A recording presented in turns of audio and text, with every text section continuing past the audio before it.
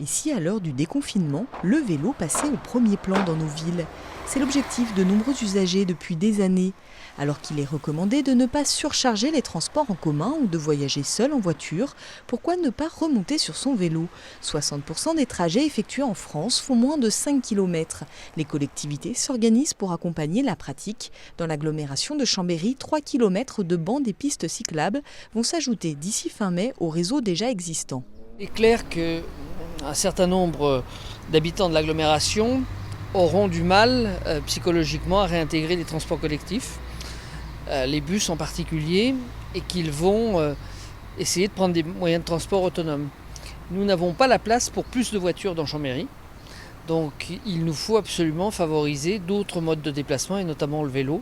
C'est la raison pour laquelle, en lien avec l'agglomération, les maires de la Motte et de la Ravoire, nous avons décidé, sans étude préalable si je puis dire, de tester des nouveaux morceaux de voirie qui vont être aménagés pour les vélos. C'est le cas à Chambéry, Faubourg-Maché, c'est le cas avenue Docteur Desfrançois, c'est le cas quai Borel, c'est le cas également rue Favre, immédiatement.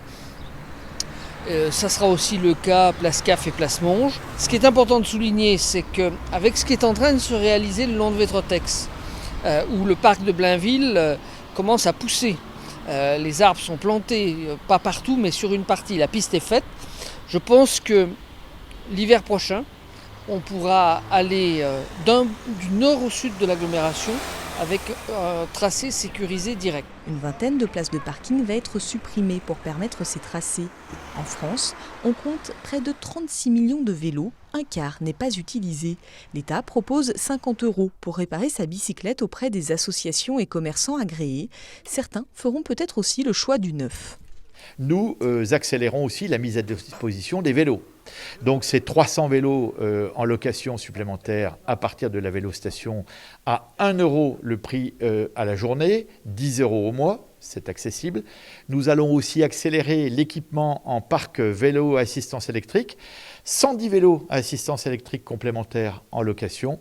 Mais nous avons aussi décidé un effort puissant qui est celui de la collectivité Grand Chambéry aux côtés de la région Auvergne-Rhône-Alpes qui vont affecter une prime de jusqu'à 500 € pour l'acquisition d'un vélo à assistance électrique et ceci auprès de notre population de Grand Chambéry. Des arceaux et consignes vont aussi être ajoutés pour sécuriser le parquage des vélos.